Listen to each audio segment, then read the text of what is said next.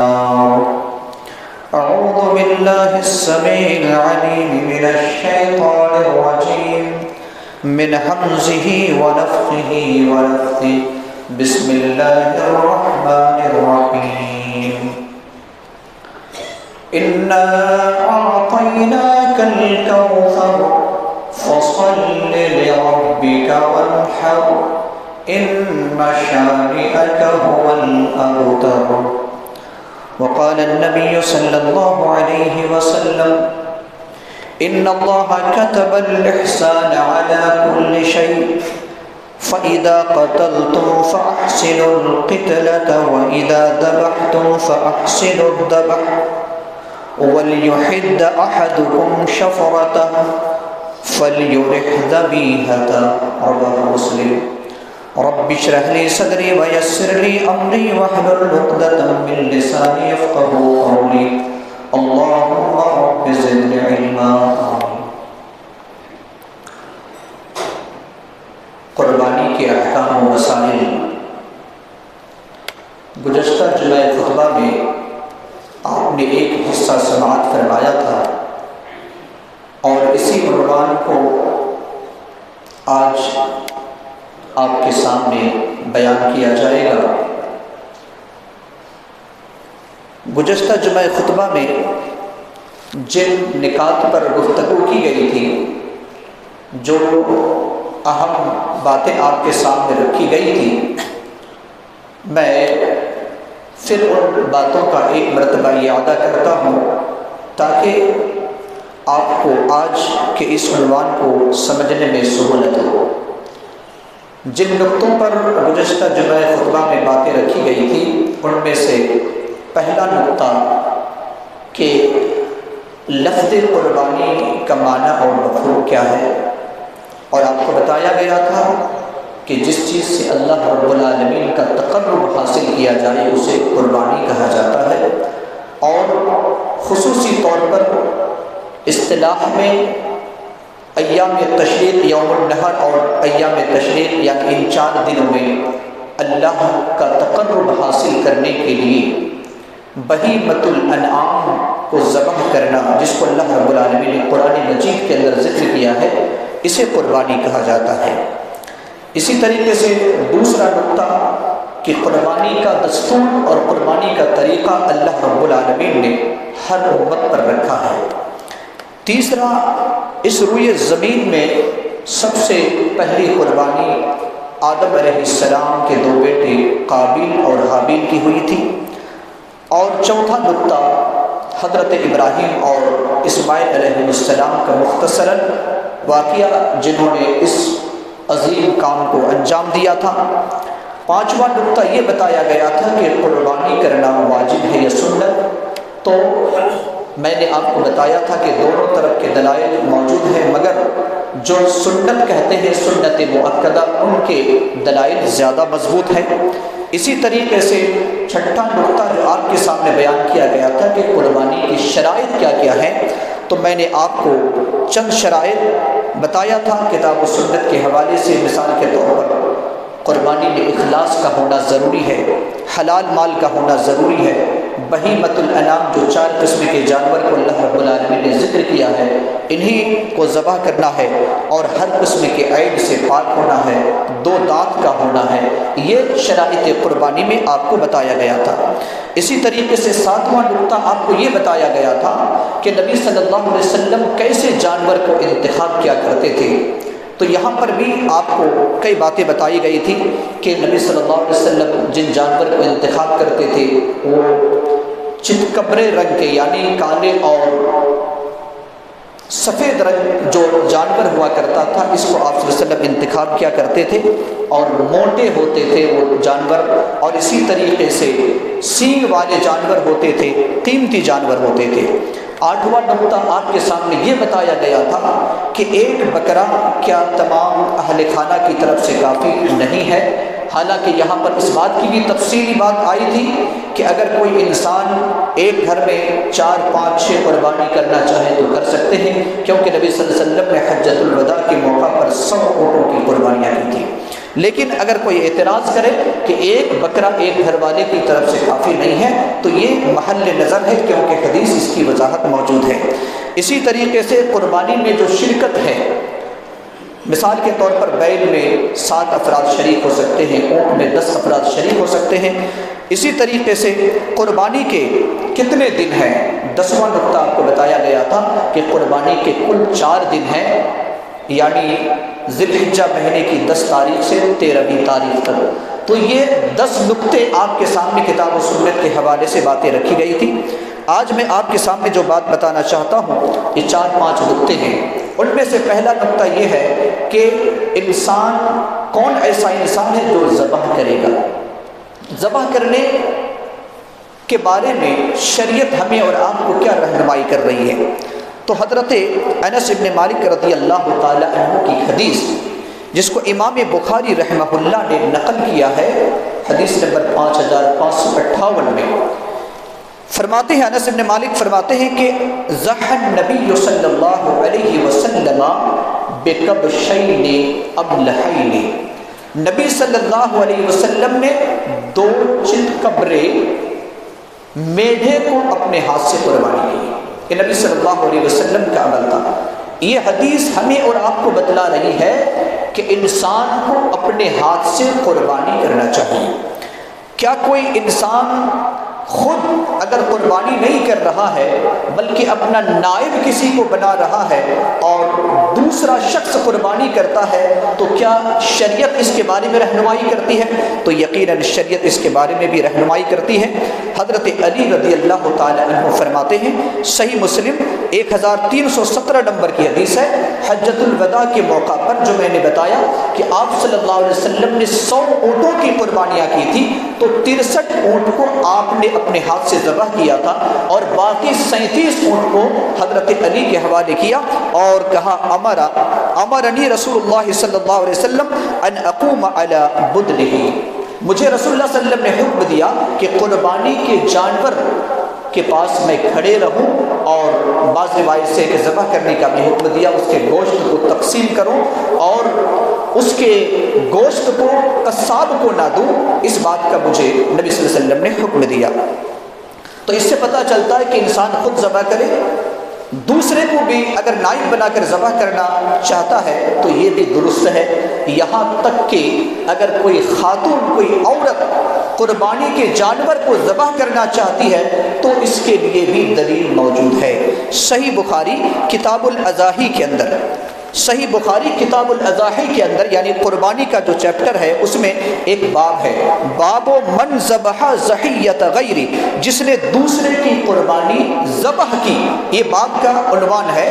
اس باب میں ایک حدیث کو نقل کرتے ہیں حضرت ابو موسیٰ اشعری رضی اللہ تعالیٰ عنہ کے بارے میں، ایک مشہور صحابی ہیں، مشہور صحابی ابو موسیٰ اشعری رضی اللہ تعالیٰ عنہ کے بارے میں امام بخاری رحمۃ اللہ علیہ حدیث نقل کرتے ہیں کہ امر ابو موسیٰ بناتہ ان یضحین بایدیہن، ابو موسیٰ اشعری رضی اللہ تعالیٰ عنہ نے اپنی لڑکیوں کو، اپنی بیٹیوں کو حکم دیا کہ وہ اپنے ہاتھوں سے ذبح کرے، اپنے ہاتھوں سے ذبح کرے۔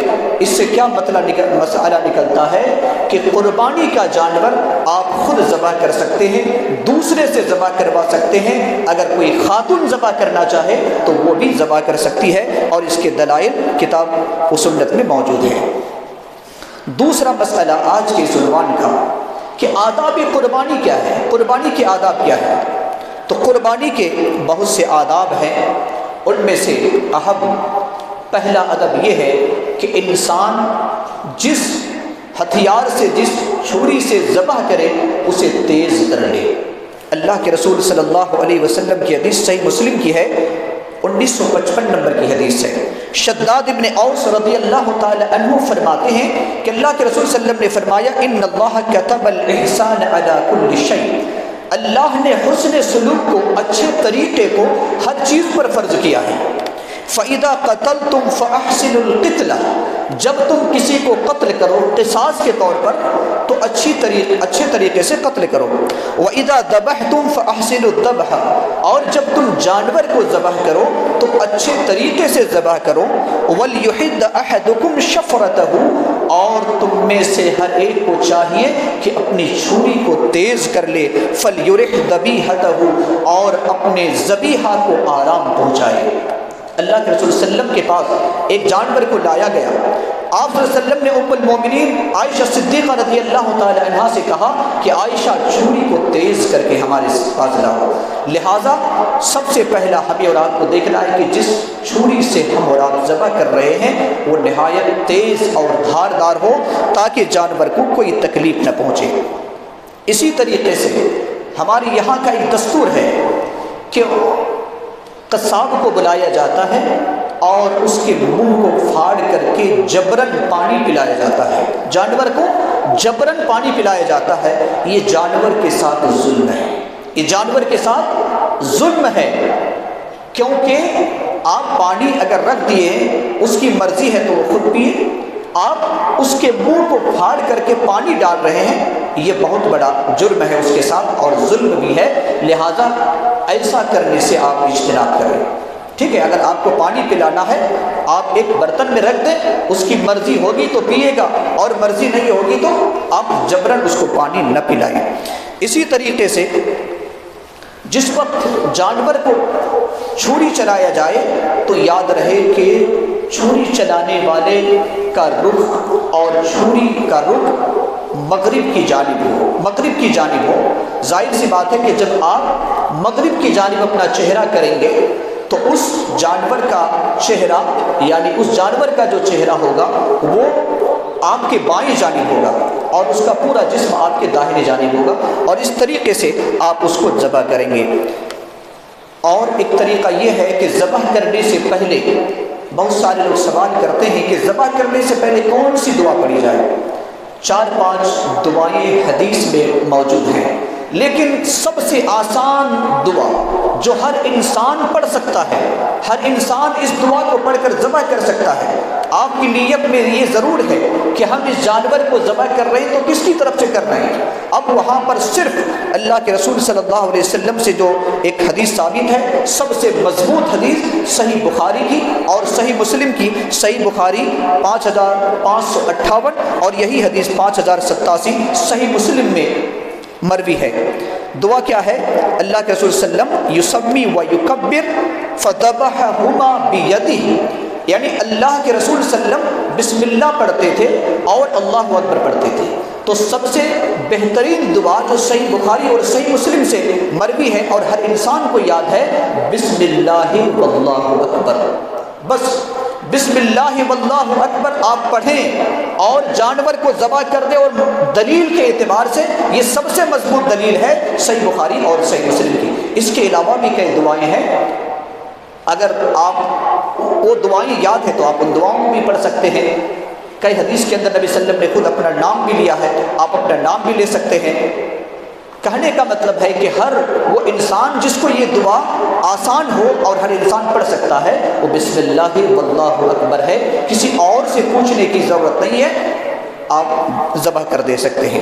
اسی طریقے سے ایک طریقہ یہ ہے کہ جب ہم اور آپ اپنے جانور کو ذبح کرتے ہیں تو ذبح کرنے کے بعد فوراً قصاب چونکہ کئی لوگوں کے جانوروں کے ٹھیکے لیتے ہیں تو وہ دوسرے اعضاء کو فوراً کاٹنا شروع کر دیتے ہیں. گردن ابھی ادھر حلق میں چھری چلی ہے کہ پھر جو پیر کے رگ ہے ان کو کاٹنا شروع کر دیتے ہیں. یہ درست نہیں ہے. یہ اس وقت تک دوسرے اعضاء کو کاٹنا درست نہیں ہے جب تک کہ اس جانور کے جسم سے حرکت بند نہ ہو جائے، یعنی جانور خاموش ہو جائے اب آپ دوسرے اعضاء کو کاٹ سکتے ہیں. لہٰذا ہمیں اور آپ کو چاہیے کہ ذبح کرتے وقت ان ضابطہ کو ہم اور آپ اچھی طرح سے یاد رکھیں. ایک مسئلہ ہمارے معاشرے کے اندر ہے کہ کیا میت کی طرف سے قربانی کی جا سکتی ہے یا نہیں. ایک اہم مسئلہ ہماری اور آپ کے درمیان یہ باتیں رکھی جاتی ہیں. تو اس کی 3 شکلیں ہوں گی. میت کی طرف سے قربانی کی 3 شکلیں ہوں گی، اچھی طرح سے یاد کریں۔ 2 شکل میں میت کی طرف سے قربانی جائز ہے اور تیسری شکل میں میت کی طرف سے قربانی جائز نہیں ہے۔ پہلی شکل جو جائز ہے وہ یہ کہ مان لیجیے آپ ایک بکرا کو کاٹ رہے ہیں اور اس بکرا میں آپ کے گھر میں جتنے افراد بحیات ہیں ان کو بھی شریک کر رہے ہیں اور جو مرحومین یا مرحومات ہیں ان کو بھی آپ شریک کر رہے ہیں، تو یہ شکل جائز ہے۔ یعنی جس جانور میں آپ مردوں کو بھی اور زندوں کو بھی شریک کر رہے ہیں تو یہ شکل جائز ہے۔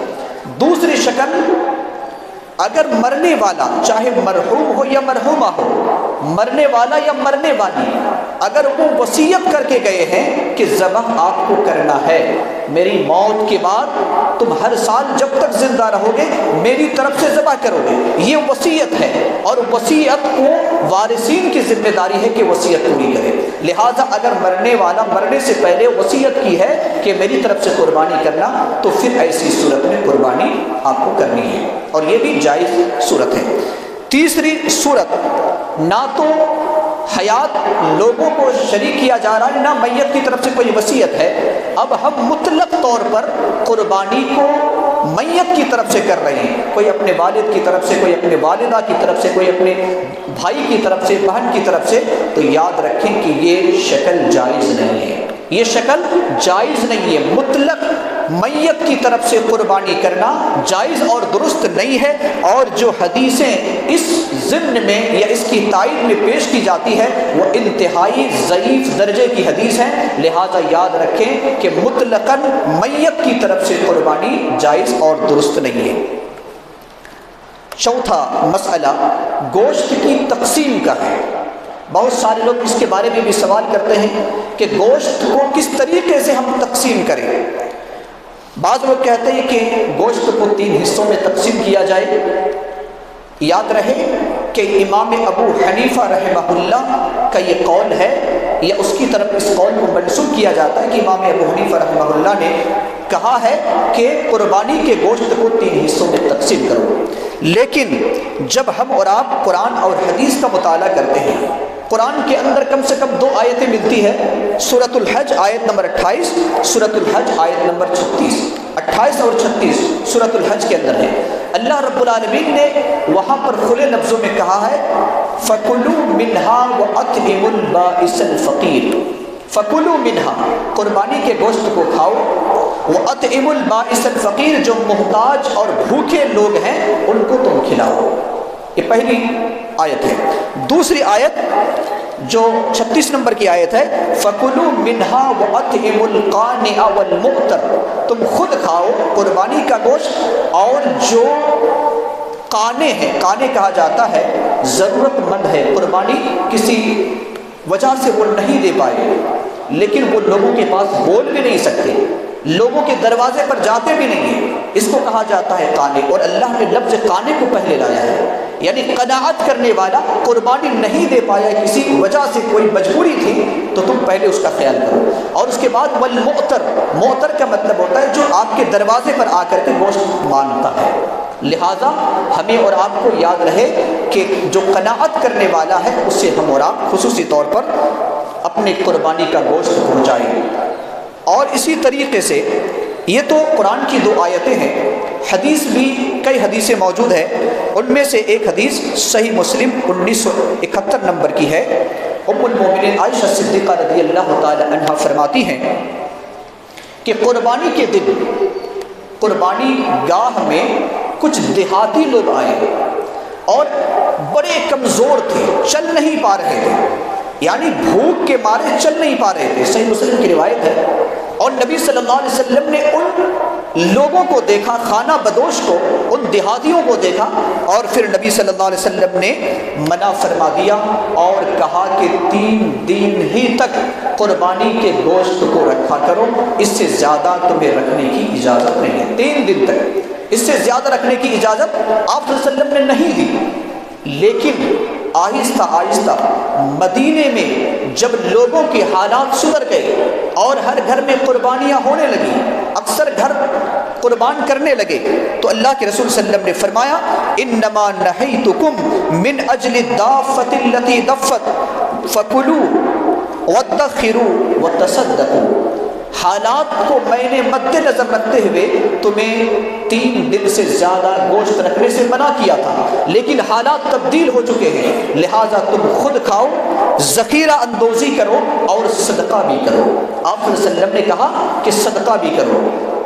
لہذا قرآن اور حدیث میں کہیں بھی 3 حصے کی تقسیم جو ہمارے معاشرے کے اندر کی جاتی ہے اس کا کوئی ثبوت نہیں ہے. ایک مسئلہ یہ بھی ہے کہ کیا ہم اور آپ اس تقسیم شدہ گوشت میں کیا غیر مسلم کو دے سکتے ہیں؟ یقیناً تالیف قلب کے لیے، اس کی دل جوئی کے لیے، اسلام کی صحیح تعلیموں تک پہنچانے کے لیے، اپنی دوستی میں مزید اضافہ کے لیے، اسلام کی طرف راغب کرنے کے لیے یقیناً آپ اپنے قربانی کے گوشت سے اسے بھی دے سکتے ہیں. اور حالات ہمارے اور آپ کے سامنے ہیں. قربانی کے مسائل پر ایک مسئلہ یہ ہے کہ آج مسلمان صفائی کا خیال نہیں رکھتے ہیں. قربانی جہاں مرضی وہاں کرتے ہیں، اور آپ حکومتی طور پر آپ دیکھتے ہیں کہ کس طریقے سے قربانی کے بارے میں شکنجہ کسنے کی کوششیں کی جاتی ہے اور شکنجہ کسا جاتا ہے یو پی وغیرہ کے اندر جو حالات ہیں. لہٰذا ہم اور آپ جو اللہ رب العالمین نے تعلیم دی اس پر ہم عمل کریں.